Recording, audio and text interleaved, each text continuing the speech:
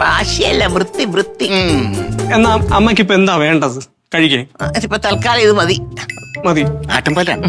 ആട്ടുംപാല. രമേശന്റെ കൂടെ പോയി കിട്ടിയില്ല, സുവന്റെ കൂടെ പോയി കിട്ടിയില്ല, മണിയന്റെ കൂടെ പോയി കിട്ടിയില്ല, വേറെ ആളിന്റെ വീട്ടിൽ. എന്തേലും ആട്ടോ അവൻ തപ്പിക്കൊണ്ട് വന്നല്ല.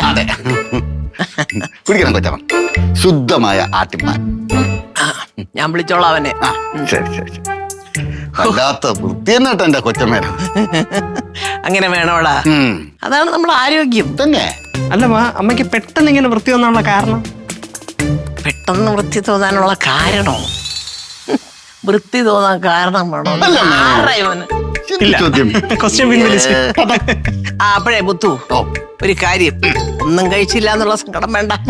നീ ഒരു നല്ല ഇളം കരിക്കും നല്ലൊരു ആപ്പിള് വാങ്ങിച്ചോണ്ടോ. ആയിക്കോട്ടെ കൊച്ചമ്മ. പക്ഷെ ഈ ആപ്പിള് വാങ്ങിക്കുമ്പോഴേ ഈ കറുത്ത പുള്ളി പൊട്ടൊന്നും ഇരിക്കരുത്, നല്ല ഒന്നാന്തര ആപ്പിള് നോക്കി വാങ്ങിക്കണം. തീർച്ചയായിട്ടും തീർച്ചയായിട്ടും വാങ്ങിച്ചോണ്ടോ. കൊച്ചമ്മ, പിള്ളേര് പറയുന്നതിലൊന്നും വിഷമിക്കേണ്ട കാര്യമില്ല കേട്ടോ. ഒന്നുമില്ല, പിള്ളേരെ അങ്ങനെ വിവരമില്ലാതെ പലതും പറയും.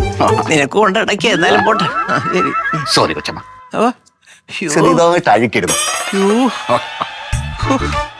എന്തോന്നോ അഴുക്ക് ഇവരുടെയൊക്കെ മേത്തൊന്ന് തെറിച്ചതായിരിക്കും. അമ്മാ,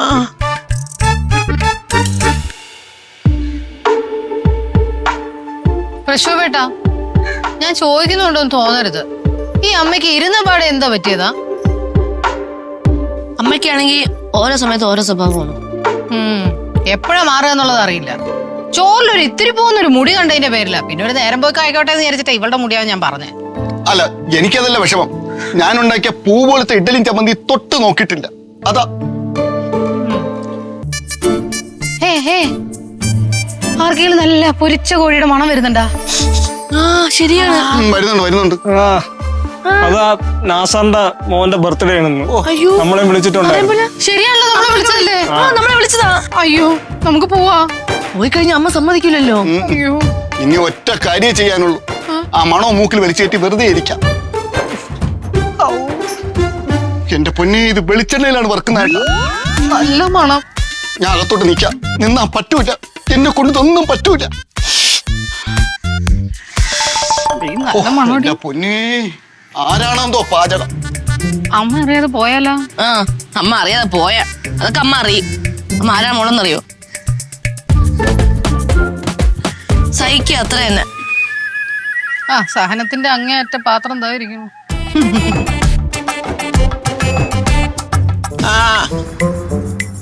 ഞാൻ വിളിക്കാം. അമ്മ, അമ്മയെ കാണിക്കുന്നത് ലോകം മണ്ടത്തര കേട്ടോ. നമ്മൾ ഈ ഭക്ഷണത്തിലൊക്കെ കഴിക്കുന്ന അണുക്കളെക്കാൾ കൂടുതൽ അണുക്കളും ബാക്ടീരിയയൊക്കെ അമ്മ ഈ സംസാരിക്കുന്ന മൊബൈലിനകത്തുണ്ടാവും.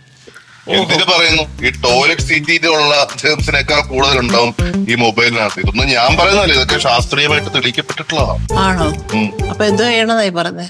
അതുകൊണ്ട് അമ്മ ഈ വൃത്തി കൂടുതൽ ആഗ്രഹിക്കുന്നുണ്ടെങ്കിൽ ഈ മൊബൈലും കൂടെ ഉപേക്ഷിക്കേണ്ടി വരും. അപ്പൊ നിർത്താം. നാളെ തൊട്ട് കമ്പനിയുടെ കാര്യമൊക്കെ എങ്ങനെ നോക്കുമെന്ന് കൂടെ എനിക്കൊന്ന് പറഞ്ഞു തന്നാ മതി. അത് അമ്മ പറഞ്ഞത് കറക്റ്റാണ്. ഈ ഓഫീസിലെ ബിസിനസ് കാര്യങ്ങളൊക്കെ നടക്കണമെങ്കിൽ ഫോൺ വേണമല്ലോ. മാത്രമല്ല ഇപ്പം നമ്മുടെ ലൈഫിൽ നിന്ന് മാറ്റാൻ പറ്റാത്ത ഒരു സാധനമായി മാറി മൊബൈൽ. സത്യം, ഞാനും എന്റെ കവിതയൊക്കെ ഇപ്പം മൊബൈലിലെ വാട്സപ്പിലൂടെ അയച്ചു കൊടുക്കുന്നത്. പിന്നെ ഞാൻ അമ്മയോട് പറയണോണ്ട് മറ്റൊന്നും തോന്നരുത്. ഒരു മനുഷ്യന് വൃത്തി അത്യാവശ്യം തന്നെയാണ്. അത് കൂടിപ്പോയിരുന്നാലും കുഴപ്പമാണ്.